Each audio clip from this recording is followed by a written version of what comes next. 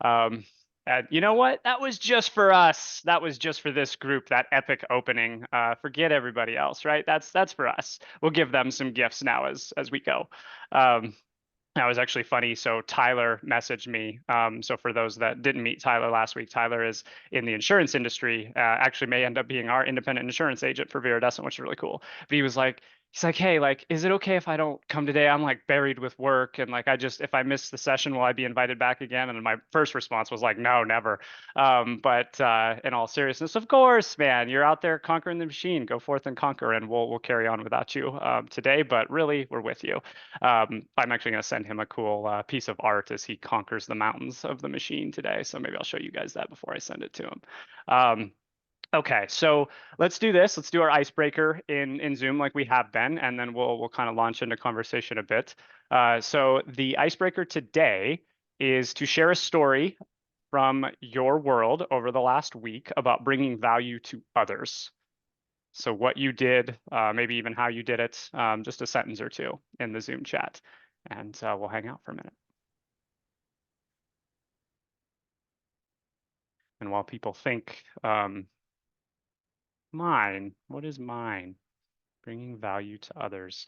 I think for me, what's been really alive is this idea of patience and just being really, really like patient and supportive to people. I think the machine puts a lot of pressure on us um, to always be productive, to always be going, to always go, go, go, go, go, go, go, go. And when people can't be on their game, when they can't come through and they can't deliver, there's this feeling of guilt. I need to apologize. And so one of the things I often do in our world is like, hey, stop apologizing. Like, do what you need to do, manage what you need to do, and then come back into the Veraverse when you're ready. We're here. We're here. We're supportive. And so I think that brings a different type of value to others because in a world that is constantly driven by creating like money value and all of that, we put a lot of hustle, pressure, and pace on ourselves. And so I think grace is really, really, really important. And I see you typing away. Ah, nice. Yeah, Paul. There we go. That's value. And especially she's working, she's making money, she's doing stuff, right? So you're creating value at home. Love it. I can relate to that current my wife being kind of the full-time breadwinner. So then I have to like bake the bread, right? Is that the idea? I think so. I don't have to, but I should probably.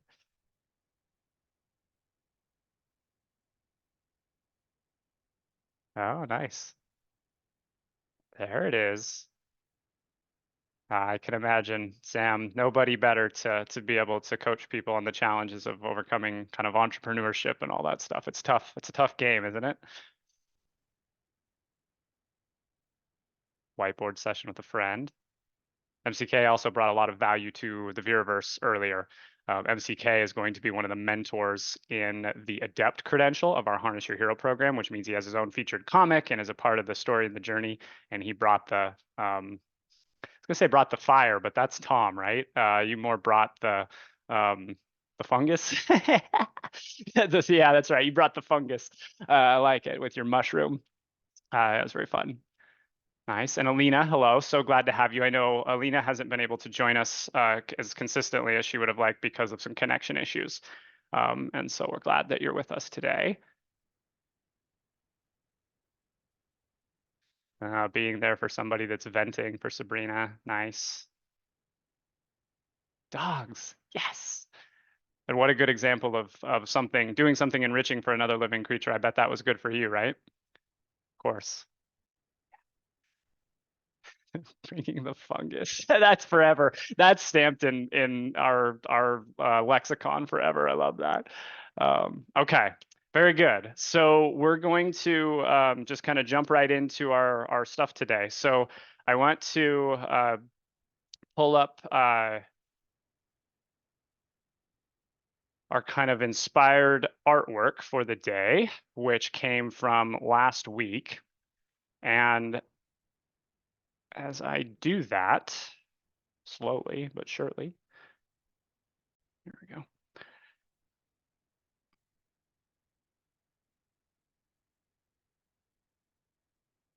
Yeah, I want to start here. Okay, so you all saw what is not in front of you for some reason. My Canva has been having some problems today. Okay, we're gonna actually just start here. We'll come back to the art. I'll fix that. So we're going to continue our conversation from last week, but before we do, we're going to do a quick breakout discussion. Really, it's just going to be our full group because we have our intimate group here about the third core element of the sustainability alter ego. I actually love that people are building this in pieces. Some are doing it the whole way through, and some are getting one element as they happen to be in the session. That's cool for me, actually.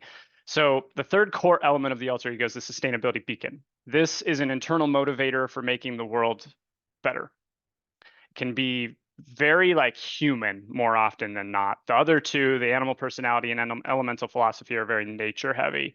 This one, though, is very much a human thing. So this might be like a life experience you've had that shaped your desire to do something about a problem in the world. It might be a person that has guided you or taught you or inspired you. It could be a book, a belief system, a quote, a mantra. It really can be kind of anything that helps you stay close to your desired impact in the world. And then you can see a few tips for kind of diving deeper, and we'll just have a very open group-oriented conversation about the beacon. Once we complete this discussion, we're going to then pivot back to what we did last week, which is this idea of how do we get conversations kind of out of this idea of being contained and into this more vibrant, shared, collective kind of ecosystem of discussion, change-making conversations, and of course, actual work and making progress. So who would like to start with our sustainability beacon? And as I sometimes do, might throw it to one of our Veraverse veterans a bit to begin.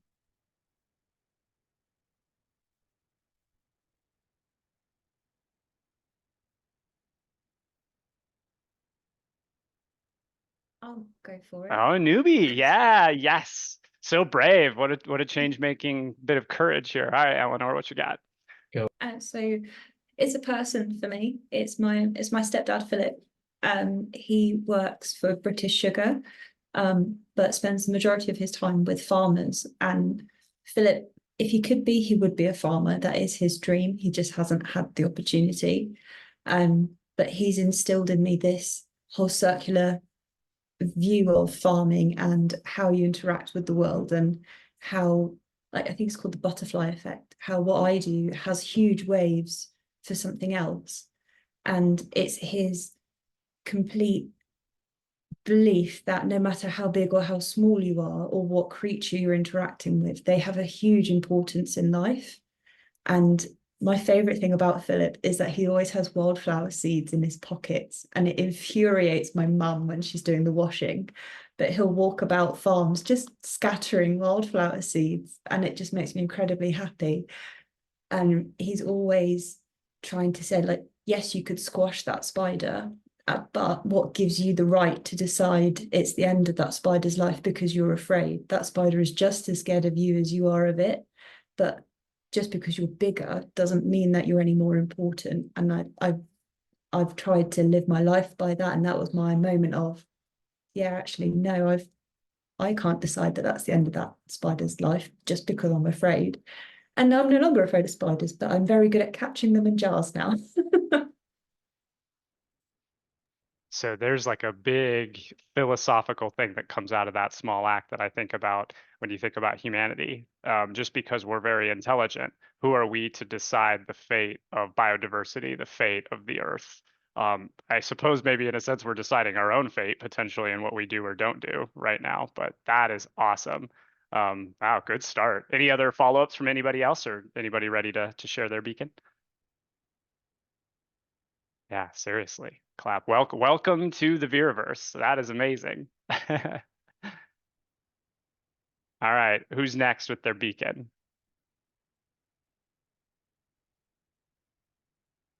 I'm not afraid to call on people. I'll do it. All right, Sabrina, I'm going to get you. Yeah, because you had just kind of recently discovered your beacon and Harness Your Hero, so I'm curious what that feels like. I feel like my beacon for me is just, I mean, hope in general for the future. I think that's what keeps me going. Um, yeah. Um, it's I know that especially now, it can feel like we're in like dark times with the machine and stuff like that. But what keeps me going is hope for a better future, that doing the actions now will make like change for the better, and for the future generation, however that comes, like, and for the world, will improve the world. Yeah. So your alter ego is the brightness. What better fit as a creator of hope, or as I think I mentioned in session one, this idea of active hope. There's a wonderful book about that, which I have sitting around somewhere. I want to put it in. I'll put it in the Wonder group so that people can check it out. It's about being kind of a creator of active hope, like being active, leading through your actions, because we get paralyzed. Climate anxiety, eco anxiety, politics in the U.S. Oh God, all these things. Very, very cool. You also inspired me to change my background. This is the sky that I saw in 2020 when I came up with the idea of the alter ego and creating a more hopeful world as we take on the machine. So amazing. Okay. Any follow-ups for Sabrina or anybody ready to share their beacon next? I'll go next. All right, Paul. Oh yeah, Sam, did you have a question for Sabrina? Do we want to? No, please allow Paul to go. I'm sure we can Okay, we'll segue circle back. Yeah. Nice. Okay. Yeah. All right, Provocateur, you're up. So I know in the past I've said that, my sustainability beacon is the world writ large, which is kind of overly broad. But just to follow up with what Sabrina is saying, when I start to think about it and bring it down to a more sort of tangible thing, I think about my 4-year-old great-granddaughter.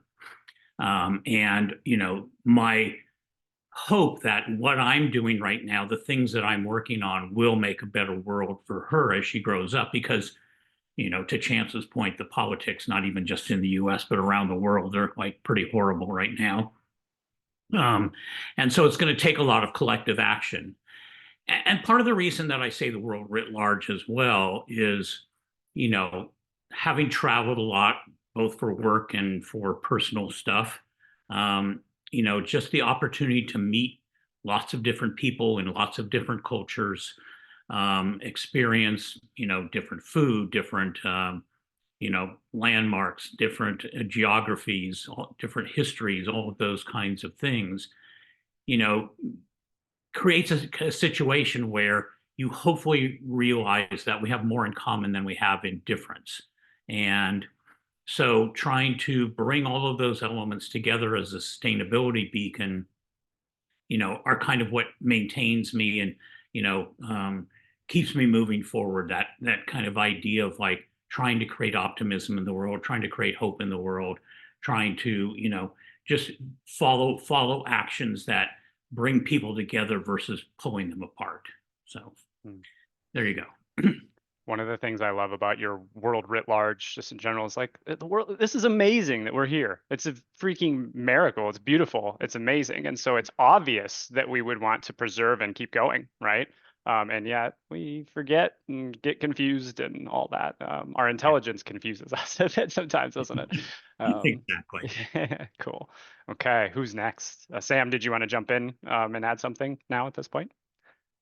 Maybe I can address both Yeah. my beacon and where I was kind of like listening to Eleanor and Sabrina build and Paul, which is why I love these sessions. Honestly, genuinely find them so enriching to, again, I suppose, speaking to my beacon, really the belief system. I think mostly, if I could lean into that one, which I think correlates so much with Paul, Sabrina and Eleanor, which the common thread for me there is, and as well, if I could say this, connecting back to MCK with the question side of things, which is a beautiful way to try and uncover someone else's perspective, perhaps. I think my one is always in discovering the power and potential that everyone else has got.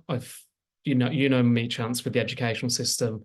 I feel that the greatest good that's any kind of system like that can do is really to give people the ability to find out what problems they want to solve and the confidence and skills to do so. And I think the travesty sometimes with that system is it doesn't always play out that way, especially because of classification and qualifications. It sometimes does the opposite. But what I'm trying to say is my beacon is, like Paul's touching on there, discovering the potential and the uniqueness that others have, and finding that the world can stitch back together and we can do things together and we can be connected and make a positive impact. And certainly I avoid the news at all costs in this day and age because it's the complete opposite narrative. But I just wanted to say, for me, I'm so genuinely enthused by these conversations, and I have a similar thread to, I think, all of you, in that I look for the positive and the potential in others, and that gives me so much enjoyment and hope. So just wanted to share that, and thanks again. I avoid the news at all costs is like maybe the most philosophical, most brilliant, most potentially problematic advice you could give anybody in today's world. It's Yeah. Don't yeah, avoid understanding, but maybe curate the way find your you own. consume it, Yeah, find the probably. Yeah. truth. Hmm. Mm-hmm. Oh, wisdom from the curiosity today. Hello.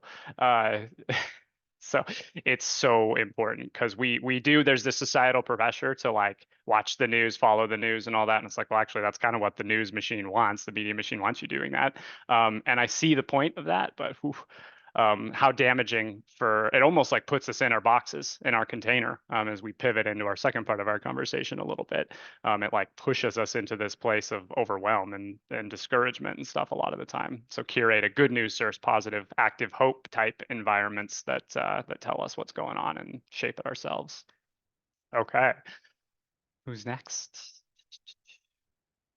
See, I do want to say Ella is in listening mode today due to some illness. Alina, yeah, welcome back. Hey. Yeah, I was going to start. Yeah. So mine is that I am more into helping people.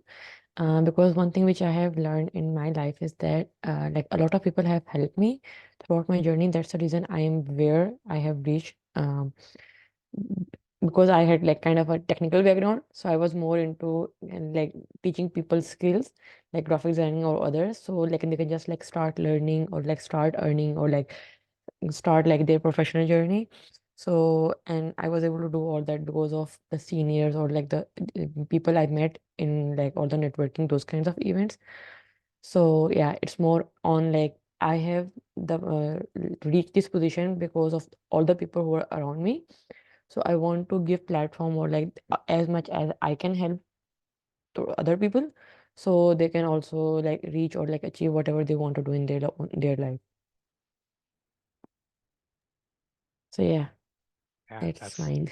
that's amazing. And I think too, thinking about like where we're at as a society, um, there seems to be certainly in the United States this fear of acknowledging privilege in a lot of spaces, a lot of places, and it's really damaging to do that to others in a lot of ways that don't have some privileges, don't have some of the same support systems and resources and all of that. So your beacon is just such a beacon for a more sustainable community, country, state, world, whatever it is being able to give back what we've been given. It's very regenerative. And some of what surrounds us, it's above us in these conversations, is our regenerative philosophy. That's what we're all about, our regenerative leadership. So very cool. Okay. All right. I think, am I correct in that MCK is the last one?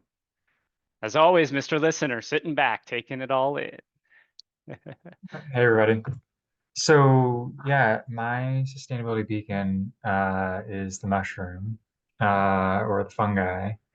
And I think for me, hearing kind of like what all of you have shared, Eleanor, I hear you getting to know the spider or the one that is a little bit different from us. Sabrina creating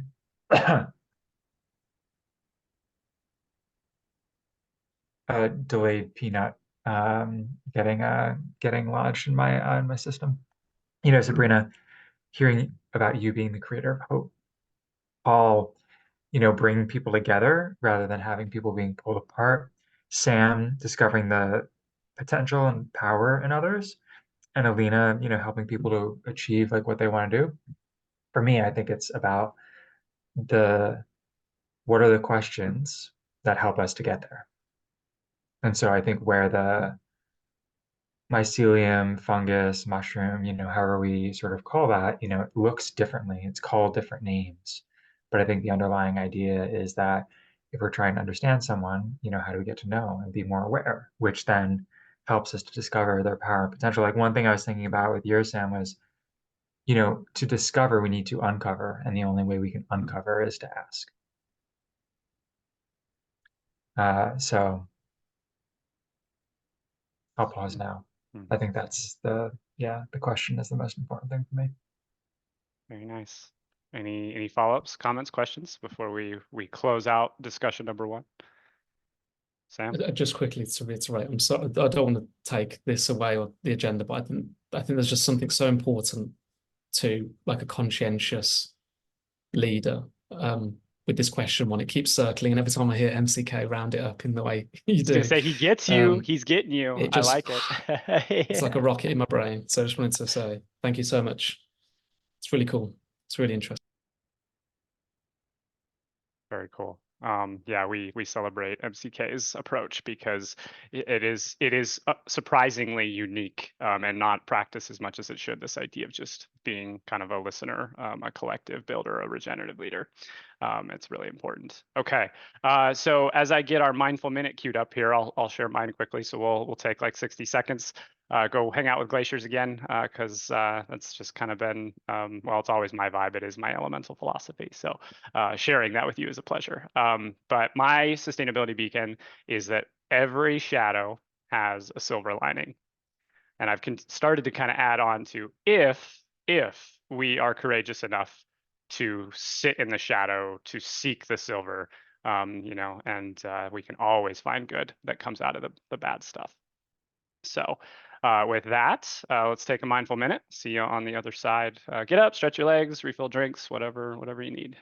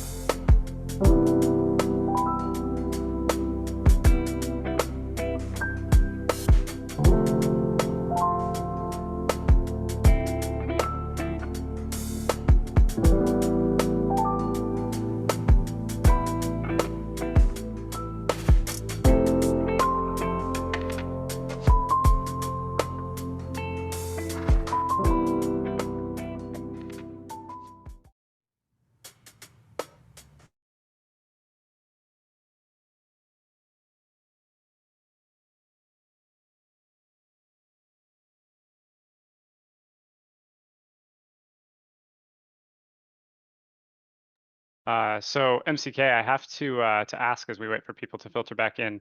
I feel like you are drinking water from a bowl. Is that a thing that's happening? Can you give me the reasoning for this? I hope it's some deep philosophical thing, not just like I just don't have any cups. But what do you got? It's part of my fountain of youth sustainability beacon. No, I mean I eat oatmeal every day out of a bowl, and so to have a first pass at cleaning the bowl and get all the goodness of the oatmeal and the other spices that I put in there, I just drink out of it. So my personal sustainability practice, but yeah, So drinking out of a bowl. that is your squirrel surviving in the wild, making use of every little thing, right? Yeah, nice. All right. So bear with me a moment as I do something kind of live in the moment, because Sam just unlocked an art customization for his alter ego, the Curiosity, because the phrase that you used was so amazing. So here we go. Hold on. Close. So close. All right, Sam, are you ready to see a rocket flying out of a panda mind? Wow. Here it comes. It's coming. Boom. Whoa. That panda. So it's I'm uncanny. going to do a little editing to this. I think we're going to have like a little like squirrel and a mushroom hanging out down somewhere there because it's like the catalyst that's unlocking the rocket ship. I love it. Man, I love how your mind works. It's incredible. The artwork. I didn't do that. You did that. It's awesome. Hmm. And AI, because you know, I did not hand Yeah, draw yeah. that in this moment. I I wish I mean, could. That would be magical. Or I no, can this is imagine what Panda Ella's Head. doing. Ella's in the background. She's like drawing and doing badass stuff. She is doing that. Well played, Ella. Yeah, very well played. Yes. Nice. All It's made right. my day. Cool. Well, I'll send it to you and to the group. That's the power of our conversation. It's shooting rocket ships out of animal minds. All right. So I digress a bit, sorry. Okay. So now I want to talk a little bit about this idea of kind of container and environment stuff, because this was really compelling. I know, actually, just riffing off of Sam's excitement, we actually really did get locked in and excited about this idea of how do we break out of restricted conversations. And I think some of this is such a status quo mental model sort of thing that happens to us as people. We come into rooms and spaces with all these preconceptions, um, you know, ways we think we're supposed to behave and act. And um, even with that, humans have a way of creating something very brilliant. They really do. It's absolutely something that we can create some special things, create connection. But there's potential that maybe it's one of the core things that's actually limiting us from having a sustainable world. It's actually very, very top of mind for me right now. Because look at this brilliance that we can create inside of a container. Look at all that. But it's trapped. We're trapped. We can't get it out there, right? And one of the things I've been thinking a lot about is an echo chamber. That change makers get stuck in echo chambers because we're like-minded, we're synergistic, right? Like all the people in the Wonderland space, right? We come together and we're doing amazing things, but we want diversity of thoughts. We want new people at the table. What's great about Wonder's kind of vision and vibe, though, as you can step out of Wonderland and you can take it out into the world to affect and create change in your community. So I think this is already happening. We are already aspiring for these collective communities that are integrated with each other, with nature, all these things. But we have a long, long ways to go to actually see this be the human design. It's a tough thing. So the question that we have is this: how can we use our sustainability beacons to create ecosystems? And I know MCK used the term environment. I like ecosystem as kind of a more of a like a living, breathing element of this. Or reframe slightly a different way this question: how can we create a living, breathing ecosystem that grows our beacon? So this is really about change making. We have these internal motivators, these sustainability beacons. How can we create not a container that we get kind of echo chambered into, get placed into a box? Oh, you care about climate change? Well, you're a Democrat or a liberal here in the States. Like, well, that's not going to work. That isn't going to get it done. We need this collective ecosystem working together on things that are clearly, absolutely human shared challenges and things and opportunities a bit. So who would like to take on this question first and foremost? Well, even before taking, well, maybe this is taking on the question, but something that I've been thinking about and have been reading this book is this, not only do we come into these containers or these rooms or environments with biases and prejudices and whatnot, but we also have problems defining what's a concept of reality versus what is actual reality. Because we come in with certain preconceived concepts about what reality is sometimes, as opposed to, looking at whether it's facts, whether it's, just what's really in front of us. And are we seeing, when we look at things, are we seeing actual reality, or are we seeing our concept of reality? It's just such an interesting sort of metaphysical question, but I think it fits into this whole conversation. That's a really good place to start. Yeah, Sam. Yep. Yeah, so if I could just kind of like segue off that with Paul, I find that really interesting, especially from a workflow perspective. And obviously Eleanor's a colleague, but we're getting to know Sabrina well, and it's wonderful to see you again, Sabrina. And obviously everyone in the room been building relationships and hearing the conversation where Eleanor and I, as a team and as a company, so often you're asked to have the answers to things. And again, going off where Paul's on about, I'd love to hear your thoughts, Paul, and the room's thoughts on how do we create an environment where it's okay not to have the answer, so we can lean into just questioning and understanding what is truth, what is fact, what is that kind of reality versus perception. And especially when I see extremists on both ends of the fence, and I don't want to get too political, but there's always this narrative or agenda they have to stay on, otherwise they lose credibility, when actually the irony is pursuit of truth, it feels way more credible to me. But I'd be really interested in how we explore that. Yeah, and not only that, I mean, to go back to what you were saying, what somebody was saying, maybe it was Chance, about diversity of opinion. I think we also have to be able to not have such thin skins about what people are saying. Like, that diversity of opinion is useful sometimes in getting us all to a place of what is actual reality, what is truth, as opposed to just our preconceived biases, whether they've come from the news or family or culture or tradition or whatever that may be. um, and I think this whole idea of kind of staying in inquiry and asking questions is a really useful way of like getting to the core of things sometimes, but in a way that you don't get offended by the answer that you may get back, and that the answer may not always be what you want to hear, but it may have an element of truth to it. So this is one of the many synchronicities that's kind of vibrating a bit with this project that I've been working on, this idea of a letting go ritual, which is an alter ego ritual for a couple of different elements of our regenerative philosophy. But I think more than anything, it's powerful patience is the element.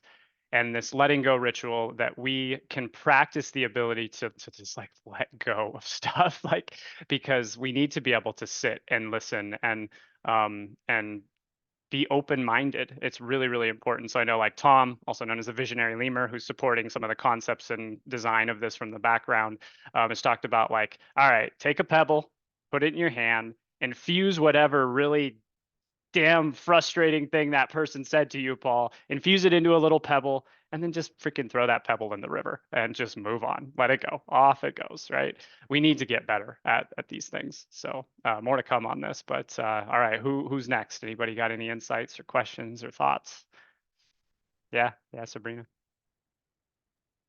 I think to answer the question and kind of going off a little bit about what Paul said is, I guess, being open, kind of what you said, being open-minded, but also being open-hearted, and like knowing that sometimes your experience of life is very different to someone else's. That doesn't mean that both of them are wrong per se. They can both be true, and being open to that.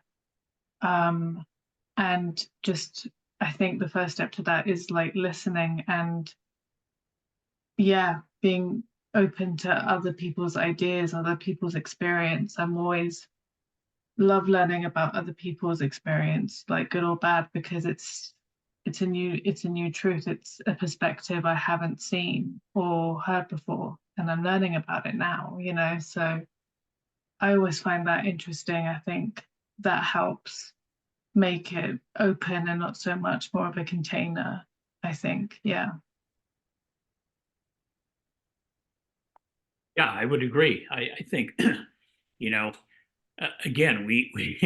and again, not to try and bring politics into it, but we have these habits of, within our own containers and our own biases, of like calling other people stupid if they're not in the same political vein as us, or calling people morons, or whatever the insulting or degrading term may be. And the reality is, they're not stupid. They're not morons. They're not, they're not whatever. And we don't know who they are because we don't sit down and talk with them. And even if we do sit down and talk with them, to your point, Sabrina, we don't come into those conversations with open hearts and open minds. No, I definitely hear what you're saying with that. I definitely feel like there needs to be more of that, of being like, oh, something that may seem obvious to someone is not so obvious to anyone else. And that doesn't mean that they're stupid or anything. It just means that they have a different way of learning, or they haven't learned that thing yet. And that's okay. Yeah. Yeah, they may also just have a completely different worldview than we have. And, if we're going to create that commonality and bring people together, we need to be able to understand what their worldview is compared to our worldview, and then try and find again that idea of like, what is actual reality within these two different worldviews? Yeah, definitely try and find some sort of, what the truth is. Is there a compromise? Is it, and then figure it out together, like that teamwork. Yeah, I like that. Has anyone found or had a good experience or a good way of asking those questions and having that conversation? Because tempers flare sometimes, don't they? When, especially when you, like you say about if someone feels stupid in a conversation, you'll get the aggression. I'll be really interested in if anyone's got any diffusing ways of doing that or any experiences.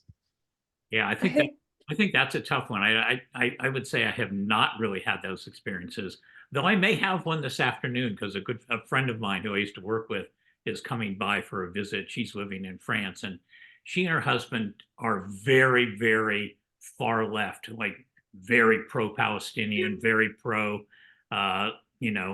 leftist kinds of things that I don't always agree with. And we get into some interesting conversations. So it could be an opportunity to use some of this afternoon. The provocateur not always agreeing with the radical left. Imagine that.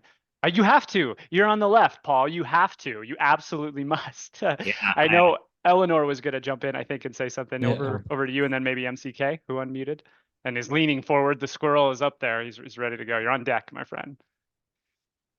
So I hope Sam doesn't mind me saying, we're both constantly working towards the same goal, but we have very different thought processes. And sometimes we can clash just because we're so passionately trying to get to the same place. And the way that we've worked around it is by using emojis. And it's so simple and so easy to use, but it's that immediate, oh, actually, okay, no, we're not seeing it from the same point of view. Let's take a moment.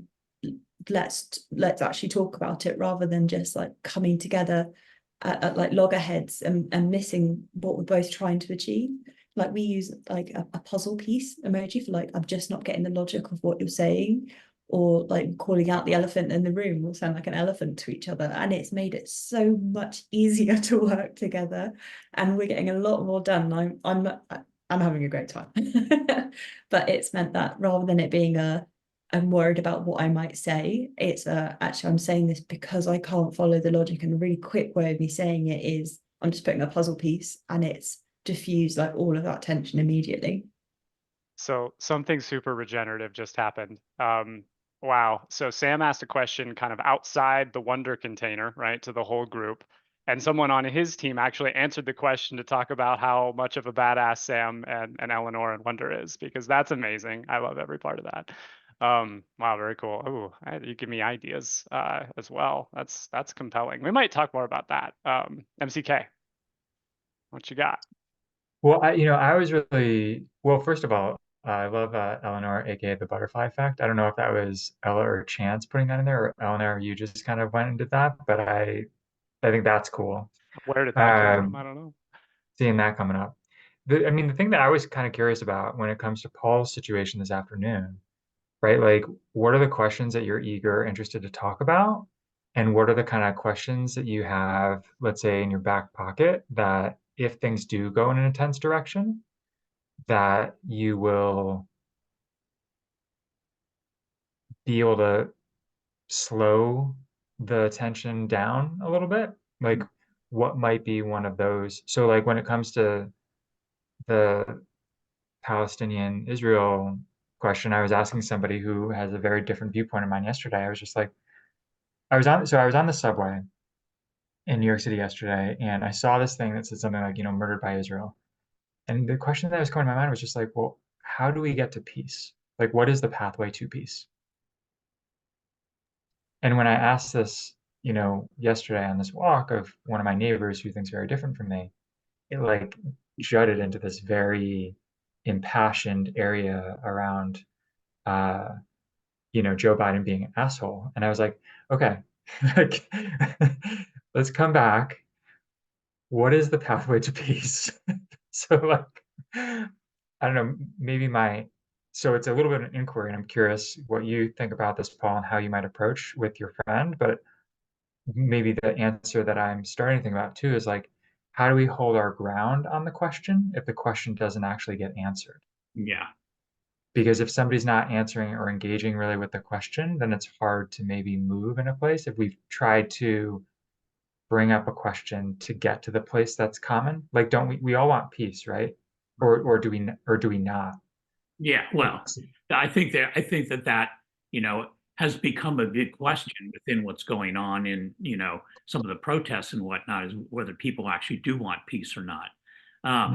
But to come to your point, and I love your question about how do we get to the path to peace. I think that's a great starting point in a way. But it's also just like trying to again look at the situation, like on October 6th, there was peace. On October 7th, one side chose to break that peace. The response to that has been defensible in some ways and horrific in some ways. So to come back to your point, it's like, how do we now get the two sides, if you will, to look at their positions differently and come to an agreement about peace? And part of the problem with that, I don't know. I don't want to get into a whole conversation about what's going on in the Middle East right now. But to your point, I think it's trying to ask those questions about when you get to statements like Joe Biden's an asshole, it's like, yeah, okay, well, let's come back to how do we actually resolve the situation? How do we actually get to peace? I think that's a great question and a great starting point. So thank you for that. And just the other thing related, I think, Eleanor, when you were talking about spider before, and Philip talking to you about spiders, like that's actually where my mind went to. Like, because I'm afraid of this thing, or this thing may have hurt me, I got a bite from a spider, I'm going to kill this spider. And I'm going to kill all spiders because all spiders deserve to die. And so that's kind of like where, and I was like, okay, how do spiders relate to peace in the world or peace in the Middle East? And where is there maybe an interesting story or relationship about like how we relate to things that when we are afraid, even if they are smaller than we are, and even if, yeah, whatever, dot, dot, dot. So the spider for me was like, has been circling my mind for quite a bit of our conversation today.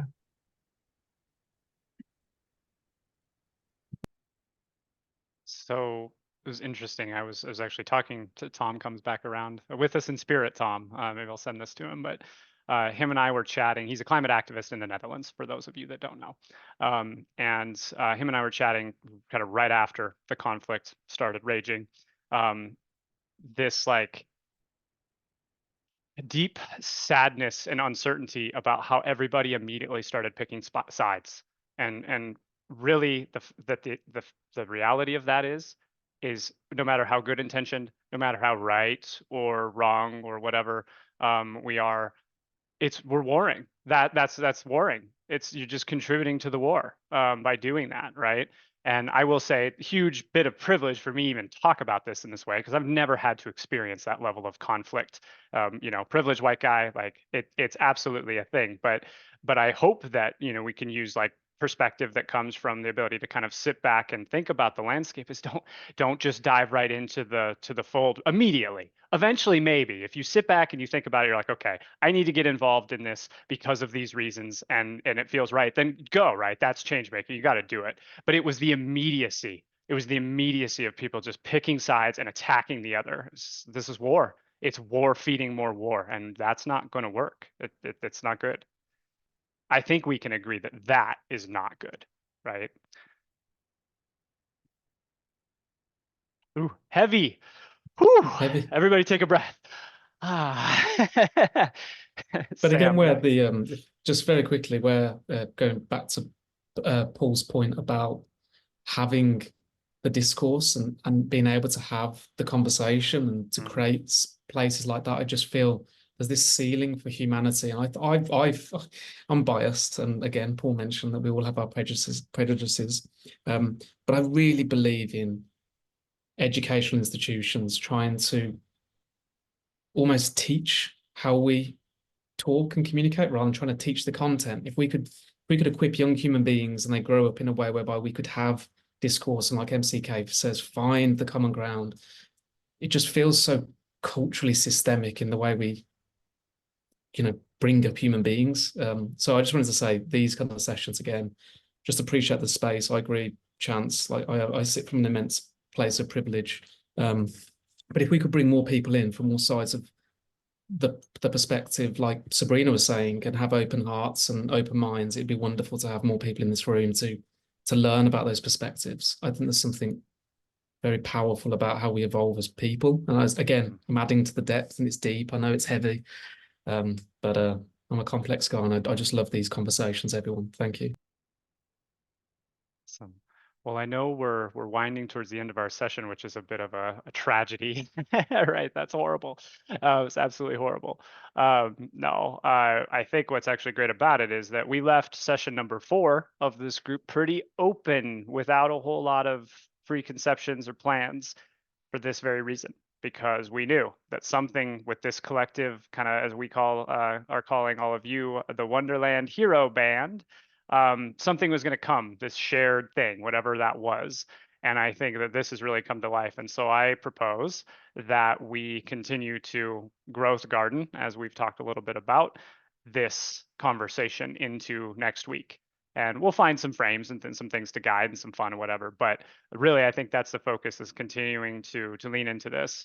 And I'd be curious if anybody has any particular thoughts. I have one other thing I want to squeeze in before we close, but does anybody have any last thoughts or ideas about where the conversation should go next? Yeah, brightness. I think I just want to mention, I think it's interesting because last week I was on holiday and I was with my grandfather, and we have very different views. But one thing that I think we both agreed on is, even though we're very different in our views and stuff, the one thing that we did agree on, with us, we were talking about the war with Russia and Ukraine, is bringing it back to humanity and bringing it back to the humans that are one being affected. So yes, the peace bit, but that's, yes, seeing the bigger picture, but also seeing the smaller picture of who is this affecting, and thinking about them and how we can help them. So yeah, that's just what I wanted to say. Okay, well, the conversation continues next week, and I'll open maybe next week by sharing how my beacon connects to this, because it matters. But I don't want to talk about myself. I want to actually celebrate somebody that isn't here. So I'm going to show you another art customization that was created this morning for Tyler, also known as right now the Desert Mountain, who joined us last week for the first time. And he was so I could tell he was torn in his decision to focus on work today and didn't join us. So I got to work, because it actually inspired his self-sustainable choice, inspired a bit of an art piece. So I'm still pondering what this is, what it means, and all of that, but I think it's what I'm going to roll with. So my challenge to all of you, and you can do it right here in the chat before you go, or you can text me after, but please do it. I would love to have the full group do this. Why is Tyler's decision to prioritize his workload today, working inside the machine of the insurance industry, why is that a good thing? Why should we encourage him? Why should we support him rather than be frustrated that he isn't here? That is my challenge to you and what I send us out the door with. So again, in the chat or text it to me, and we'll send him a cool gift as a thank you for doing what he needs to do to survive his machine Thursday. And with that, that is what I have.